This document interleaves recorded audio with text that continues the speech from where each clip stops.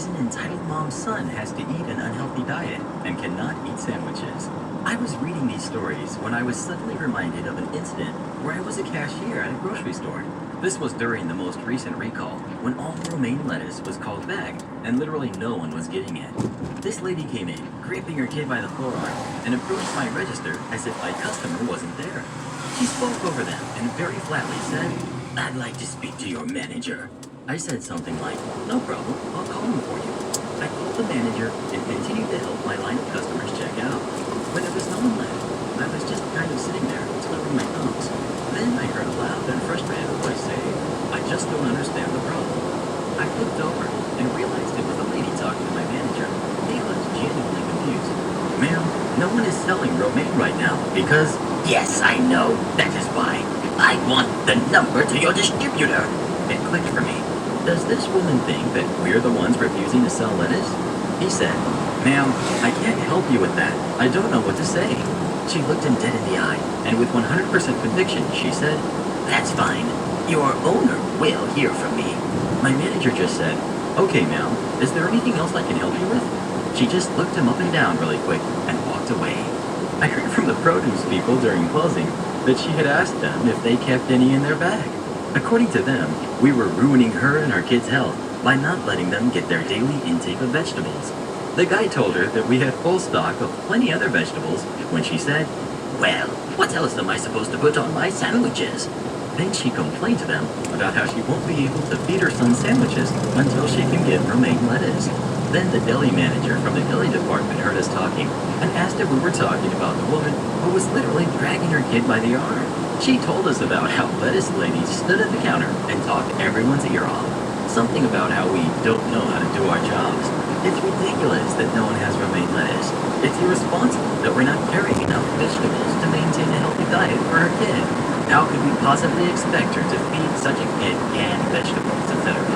The deli manager made the mistake of trying to explain why we didn't have romaine lettuce, which resulted in more complaining and whining.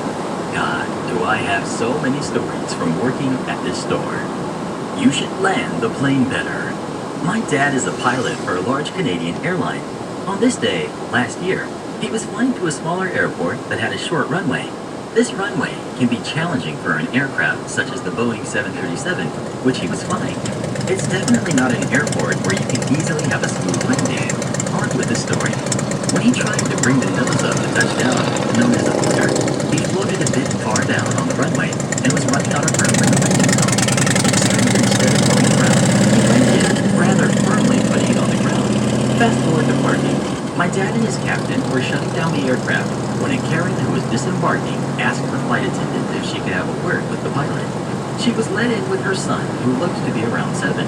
The kid was fairly nice and asking questions like what the yoke, control stick, was for, and all the levers and buttons, until Karen blurted out, "Now could you even pass like..." It goes as follows. We've got Karen, we've got the nice kid, and we've got my dad. Dad, what do you mean now?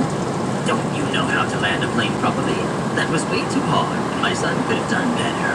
"Dad, the runway is fairly short at this airport, and I didn't want to make anyone late by going around, so he gets cut off." "Don't put me and my son's lives at risk by being stupid." As if there aren't a whole 180 other people on the plane. "Dad, ma'am, are we all alive?" "Yeah." "Are you injured?" "My kid is probably forever scarred from this experience." "Doesn't seem like it. Are you okay, bud?" "Yeah, I love airplanes." "See? He's fine. Now you guys have a nice day. I have work to do." "Okay, let's go, Mommy." The Karen just blankly stared at my dad until Nice Kid was off the plane. She followed, but didn't leave without a word. "If you're my pilot again, I'll make you let my son fly." My dad and his captain both chuckled after that. The shift I thought I was getting fired. So this story takes place many years ago, back when I was in college and waiting tables at a chain restaurant known for their burgers, referred to by our staff as the Dirty Bird. This was years ago, early 2000s. The main characters, we've got me, we've got Angry Dad, and Cool Manager. It was a busy shift, a Friday or Saturday night, right at the dinner rush, line out the door. A family was set at one of the extra-large tables in my section. Angry Dad, his wife, and a gaggle of kids. I went over and I did the usual greetings/drink order stuff. Angry Dad was a little cranky, but otherwise